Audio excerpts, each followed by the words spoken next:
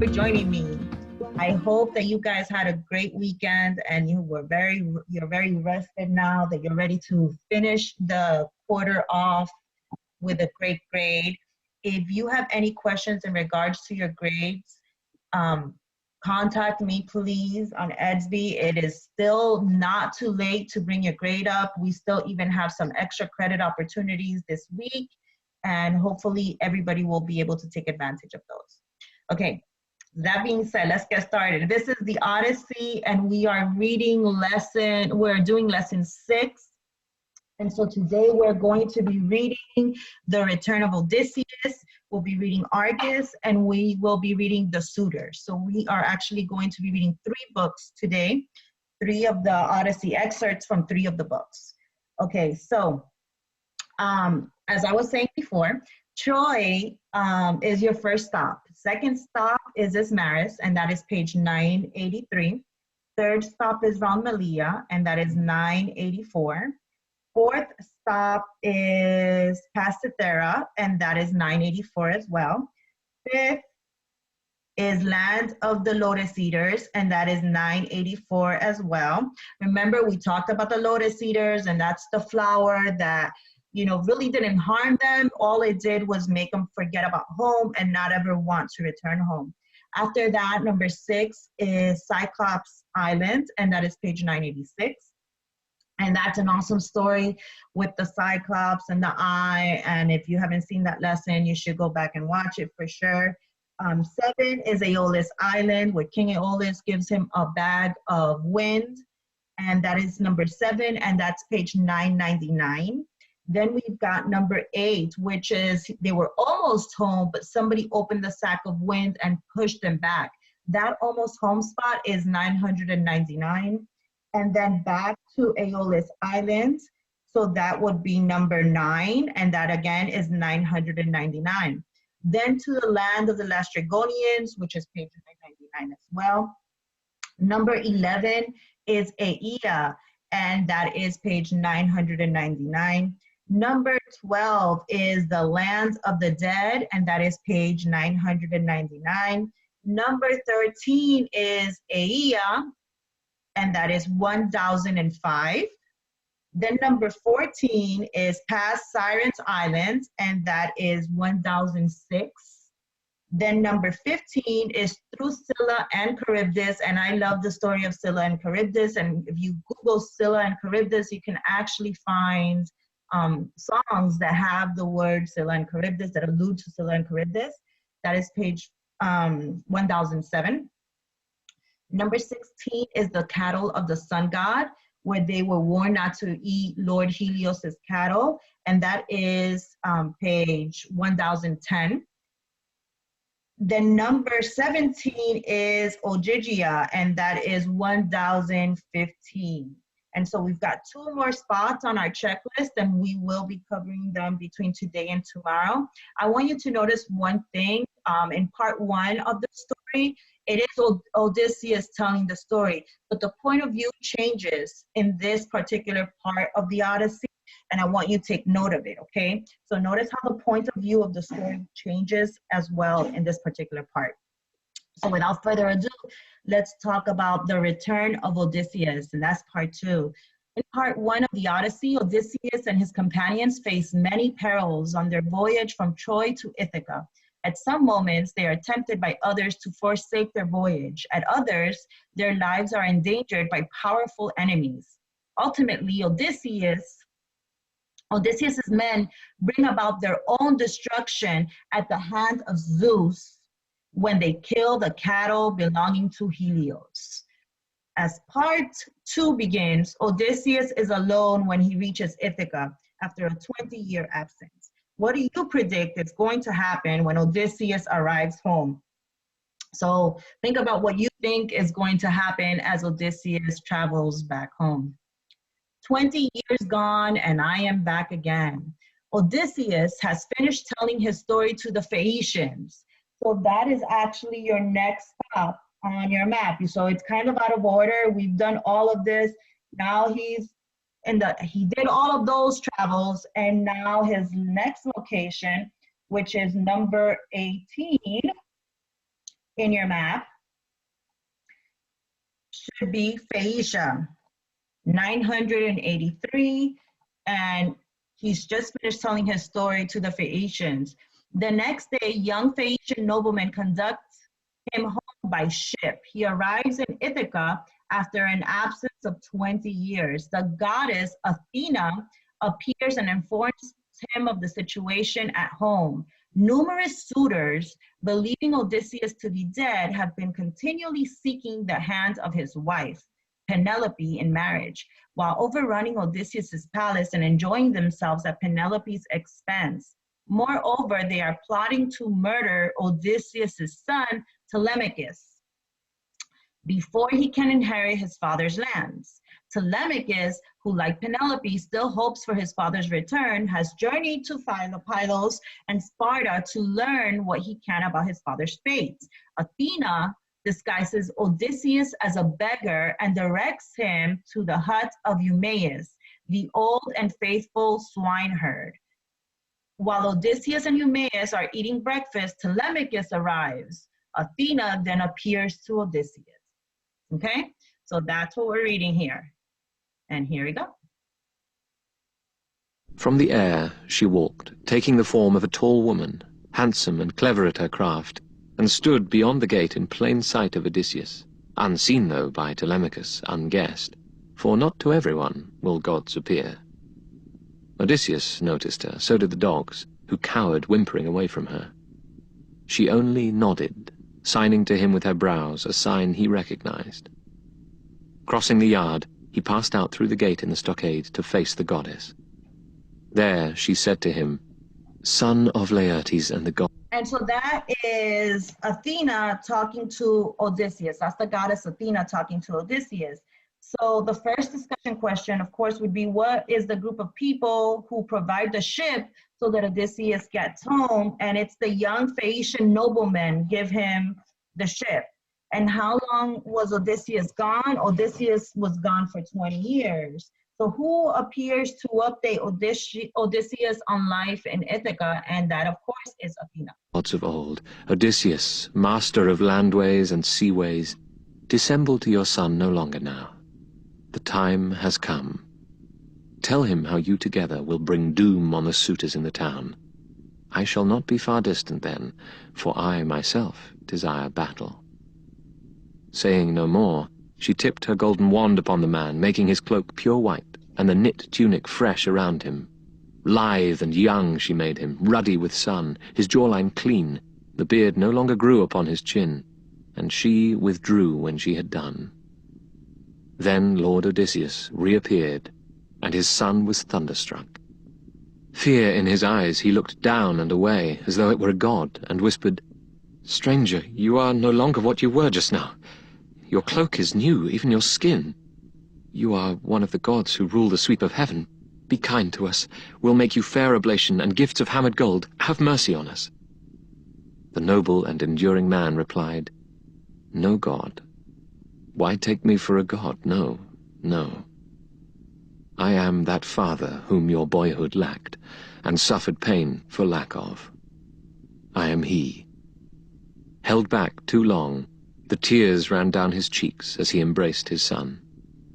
Only Telemachus, uncomprehending, wild with incredulity, cried out, "You cannot be my father Odysseus. Meddling spirits conceived this trick to twist the knife in me. No man of woman born could work these wonders by his own craft, unless a god came into it with ease to turn him young or old at will. I swear you were in rags and old, and here you stand like one of the immortals." Odysseus brought his ranging mind to bear and said, "This is not princely, to be swept away by wonder at your father's presence.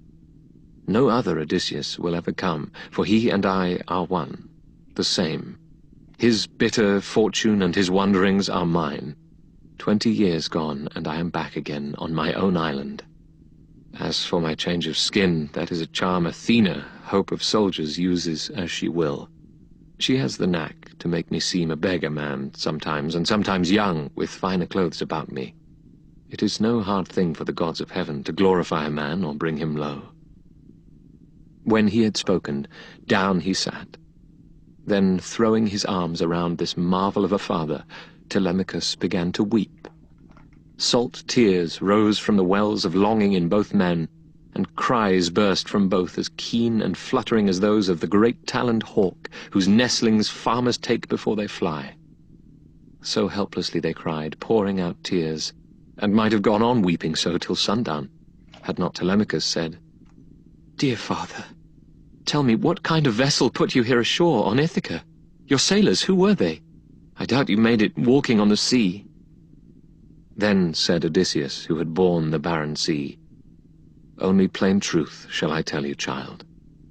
Great seafarers, the Phaeacians, gave me passage, as they give other wanderers. By night, over the open ocean, while I slept, they brought me in their cutter, set me down on Ithaca with gifts of bronze and gold and stores of woven things. By the gods' will, these lie all hidden in a cave. I came to this wild place, directed by Athena, so that we might lay plans to kill our enemies. Count up the suitors for me. Let me know what men-at-arms are there, how many men.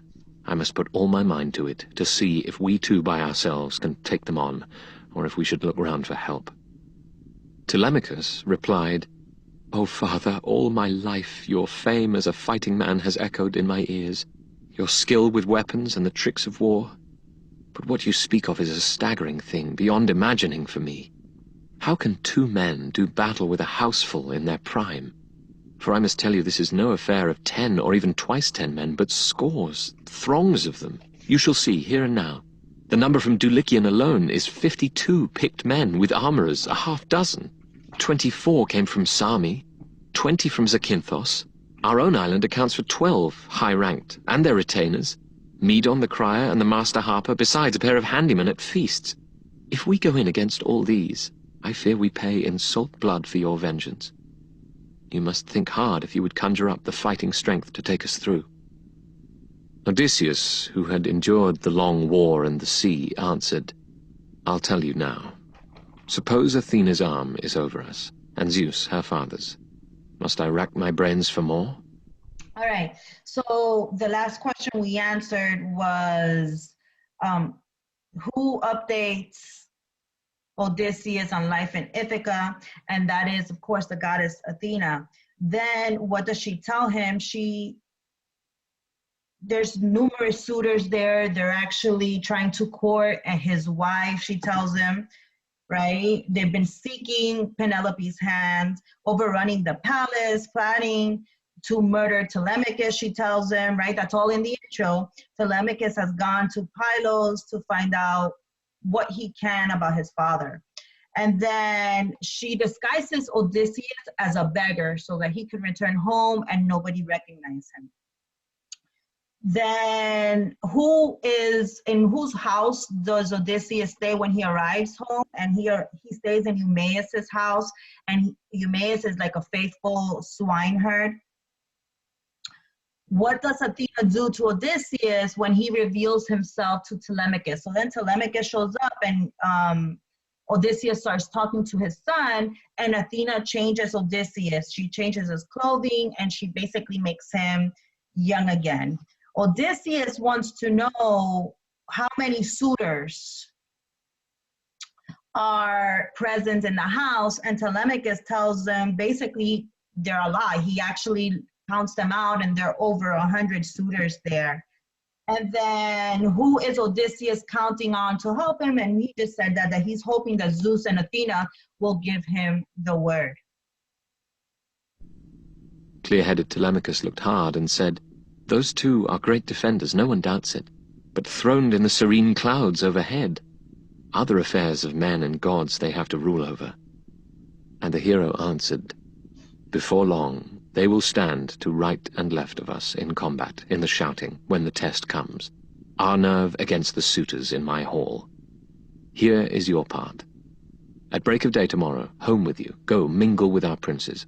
The swineherd later on will take me down the portside trail, a beggar by my looks, hangdog and old. If they make fun of me in my own courtyard, let your ribs cage up your springing heart, no matter what I suffer, no matter if they pull me by the heels or practice shots at me to drive me out. Look on, hold down your anger. You may even plead with them, by heaven, in gentle terms to quit their horseplay, not that they will heed you. rash as they are, facing their day of wrath. Now fix the next step in your mind. Athena, counseling me, will give me word, and I shall signal to you, nodding. At that point, round up all armor, lances, gear of war left in our hall, and stow the lot away back in the vaulted storeroom. When the suitors miss those arms and question you, be soft in what you say. Answer, I thought I'd moved them out of the smoke. They seemed no longer those bright arms Odysseus left us years ago when he went off to Troy. Here, where the fire's hot breath came, they had grown black and drear. One better reason, too, I had from Zeus. Suppose a brawl starts up when you are drunk. You might be crazed and bloody one another, and that would stain your feast, your courtship. Tempered iron can magnetize a man. Say that, but put aside 2 broadswords and 2 spears for our own use, 2 oxhide shields nearby when we go into action. Pallas Athena and Zeus, all provident, will see you through, bemusing our young friends. Now, one thing more. If son of mine you are, and blood of mine, let no one hear Odysseus is about. Neither Laertes nor the swineherd here, nor any slave, nor even Penelope. But you and I alone must learn how far the women are corrupted. We should know how to locate good men among our hands, the loyal and respectful, and the shirkers who take you lightly as alone and young. Okay, so the plan is he tells his son to go mingle. He says, I'll be dressed as a beggar. Pretend you don't know me, he tells his son. I'll give you a sign and hide. Go ahead and hide all the weapons. Say that you did it for, their own good, just in case they get drunk or something, they don't do anything foolish. Pull aside some weapons for us, he basically tells his son, and don't tell anyone who I am. No matter what they do, what they say to me, don't tell anyone who I am. Okay, so this next book, so now Odysseus has a plan. He's definitely planning to take care of these suitors and regain his house back. So I love this story. It's kind of sad. It's Argus. Odysseus heads for town with Eumaeus. Outside the palace, Odysseus' old dog, Argus, is lying at rest as his long-absent master approaches. He spoke. An old hound lying near pricked up his ears and lifted up his muzzle. This was Argos, trained as a puppy by Odysseus, but never taken on a hunt before his master sailed for Troy. The young men afterward hunted wild goats with him, and hare and deer, but he had grown... So as Odysseus approaches, he sees that Argus is laying by the gate of his property. Old in his master's absence. Treated as rubbish now, he lay at last upon a mass of dung before the gates, manure of mules and cows, piled there until field hands could spread it on the king's estate. Abandoned there and half destroyed with flies, old Argos lay. But when he knew he heard Odysseus's voice nearby, he did his best to wag his tail, nose down, with flattened ears, having no strength to move nearer his master. And the man... And so Argus hears his master's voice, and Argus wags his tail. He's old and he's kind of dying, and he hears his master's voice like he's been waiting for him, and he wags his tail. And looked away, wiping a salt tear from his cheek. But he hid this from Eumaeus. Then he said... This, of course, brings tears to Odysseus' eyes, right? He hid this from Eumaeus. He doesn't show Eumaeus that he's crying because, of course, he's still disguised as a beggar. He doesn't want Eumaeus to know that he's Odysseus. But seeing Argus's response actually makes him cry. I marvel that they leave this hound to lie here on the dung pile. He would have been a fine dog from the look of him, though I can't say as to his power and speed when he was young. You find the same good build in house dogs. Table dogs landowners keep all for style. And you replied, Eumaeus, a hunter owned him, but the man is dead in some far place. If this old hound could show the form he had when Lord Odysseus left him going to Troy, you'd see him swift and strong. He never shrank from any savage thing he'd brought to bay in the deep woods. On the scent, no other dog kept up with him. Now misery has him in leash. His owner died abroad, and here the women slaves will take no care of him. You know how servants are. Without a master, they have no will to labor or excel. For Zeus, who views the wide world, takes away half the manhood of a man that day he goes into captivity and slavery. Eumaeus crossed the court and went straight forward into the Megaron among the suitors. But death and darkness in that instant closed the eyes of Argos, who had seen his master Odysseus after 20 years. All right, so Odysseus cries, of course, when he hears his dog, and Eumaeus explains that he belonged to a hunter who is dead. Basically, he's thinking that Odysseus is dead, and that women slaves don't take care of the dog, and at the very end, the dog just dies. So that's kind of a sad story. Let's go ahead and read the Suitors. Still disguised as a beggar, Odysseus enters his home. He is confronted by haughty suitors and Antinous. Ooh. But here Antinous broke in, shouting, "God, what evil wind blew in this pest? Get over, stand in the passage, nudge my table, will you? Egyptian whips are sweet to what you'll come to here, you nosing rat, making a pitch to everyone. These men have bread to throw away on you because it is not theirs. Who cares? Who spares another's food when he has more than plenty?" With guile, Odysseus drew away, then said, "A pity that you have more looks than heart. You'd grudge a pinch of salt from your own larder to your own handyman. You sit here, fat on others' meat, and cannot bring yourself to rummage." So when Odysseus walks in, Antinous makes fun of him. He says, "What evil wind blew in this pest." So he's basically talking bad about Odysseus as soon as he comes in. But remember, Odysseus is dressed as a beggar, and Odysseus replies with, "What a pity that you have more looks than hearts. You sit here eating others' food, but can't offer anything to a beggar." So basically, he's saying, Antinous is in Odysseus's house, and he's saying, "What a pity, that you have no soul. Out a crust of bread for me." Then anger made Antinous's heart beat hard, and glowering under his brows, he answered, "Now, you think you'll shuffle off and get away after that impudence? Oh, no, you don't." The stool he let fly hit the man's right shoulder on the packed muscle under the shoulder blade, like... And Antinous replies by getting mad and hitting Odysseus with a stool. Basically, he throws like a chair at him. Solid rock, for all the effect one saw. Odysseus only shook his head, containing thoughts of bloody work as he walked on, then sat and dropped his loaded bag again upon the doorsill. Facing the whole crowd, he said, and eyed them all, "One word only, my lords and suitors of the famous queen. One thing I have to say. There is no pain, no burden for the heart when blows come to a man, and he defending his own cattle, his own cows and lambs. Here it was otherwise. Antinous hit me for being driven on by hunger.